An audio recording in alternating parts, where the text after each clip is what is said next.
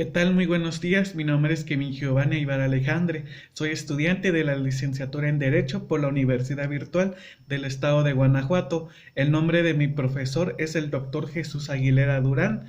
El número de mi matrícula es 2416. El nombre de este reto es Derechos Humanos en el ámbito internacional. Reto número 5. ¿Cuál es la responsabilidad del Estado mexicano? A 29 de marzo del 2022. A continuación estaré exponiendo dos casos, esperando las respuestas sean concretas. Caso número 1.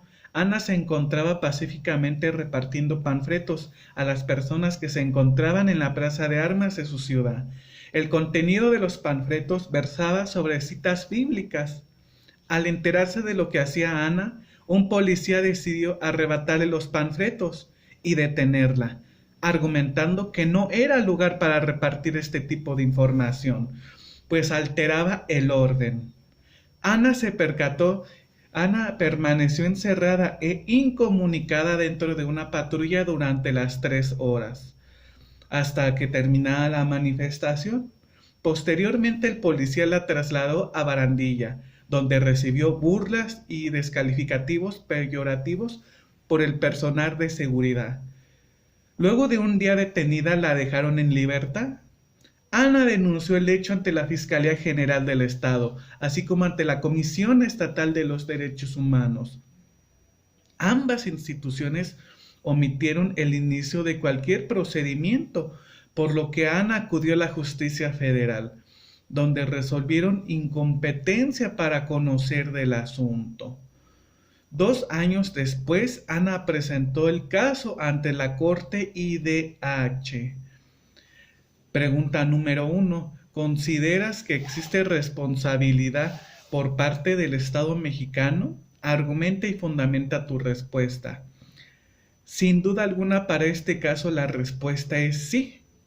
Sí se violó sus derechos humanos. Sí existió responsabilidad por parte del Estado mexicano. Pues recordemos que todas las instituciones gubernamentales tienen la obligación de fomentar y respetar los derechos humanos. En este caso, y con fundamento en el artículo 3 de la Declaración Americana de Derechos y Deberes del Hombre, estipula y menciona que todos tenemos derecho de libertad religiosa y de culto. Es decir, toda persona tiene derecho de profesar libremente una creencia religiosa y practicarla en público o en privado. Por tal motivo, no existía ningún motivo para arrestar a Ana, mucho menos para privarla de su libertad durante las siguientes 3 horas. Pues sin duda alguna se trató de una violación a sus derechos humanos. En determinación, sí existió responsabilidad por el Estado, pues se trató de una violación a sus derechos de culto. Para el caso número 2, dice así: durante la pandemia por COVID-19, el gobernador de una entidad federativa publicó un decreto por el cual se declaraba obligatoria el confinamiento en el domicilio particular de los habitantes, en un horario de 18 horas a 9 horas.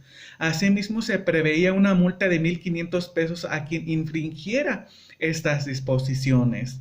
De no contar con el recurso para el pago de la multa, el decreto previó 36 horas de arresto. Andrés, un hombre de 34 años de edad en situación de calle, caminaba por la avenida principal de la ciudad a eso de las 20 horas, cuando de repente un militante lo vio y lo detuvo. Aunado a esto, lo presentó a la Secretaría de Seguridad Pública, donde le exigieron el pago de la multa. Andrés argumentó no tener casa, no tener familia, ni dinero para pagar la multa. Como consecuencia de esto, fue privado de la libertad durante las próximas 36 horas. No obstante, también fue boletinado con una fotografía que fue divulgada en las redes sociales como el primer detenido, un sinvergüenza incapaz de negar a su familia con tal de no pagar la multa. Derivado de lo anterior, fue localizado por una asociación civil, a través de la cual se prendió su caso a la jurisdicción militar y ordinaria, hasta ponerse de conocimiento de la Corte de la IDH. Pregunta: ¿consideras que existió responsabilidad por parte del Estado mexicano? Argumenta y fundamenta tu respuesta. Bueno, como ya lo mencioné en mi primera entrega de este reto, esta medida fue adoptada por varios estados en la República Mexicana. Y a título personal considero que sí se violó los derechos humanos de Andrés.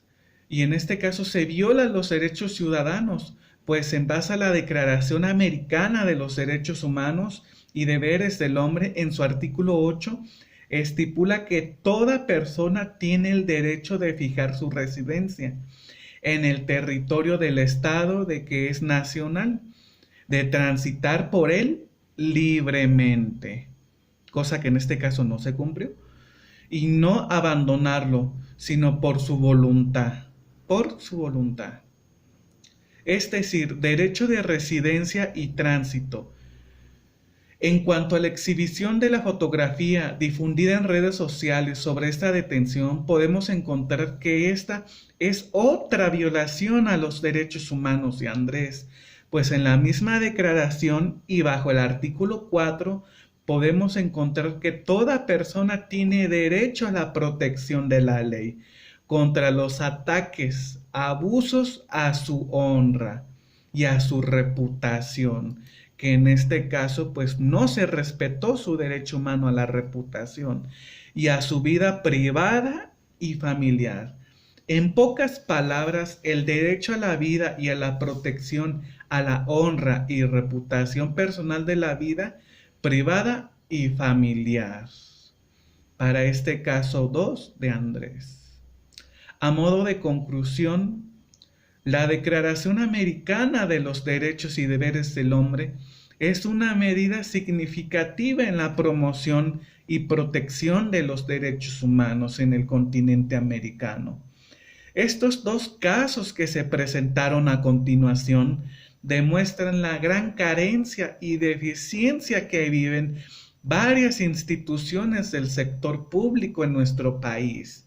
Esto en materia de salvaguardar los derechos humanos y la integridad de las personas. Desde detenciones arbitrarias hasta penas injustas que se contraponen con esta declaración.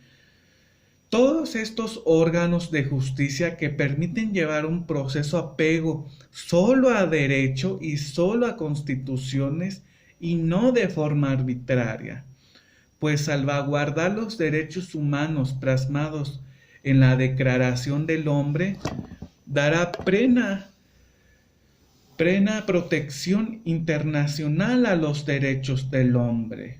Debe ser guía principalismo del derecho americano en su evolución. Bueno, compañeros, he aquí mis respuestas para estos dos casos, esperando sean de su agrado. Un cordial saludo y hasta pronto.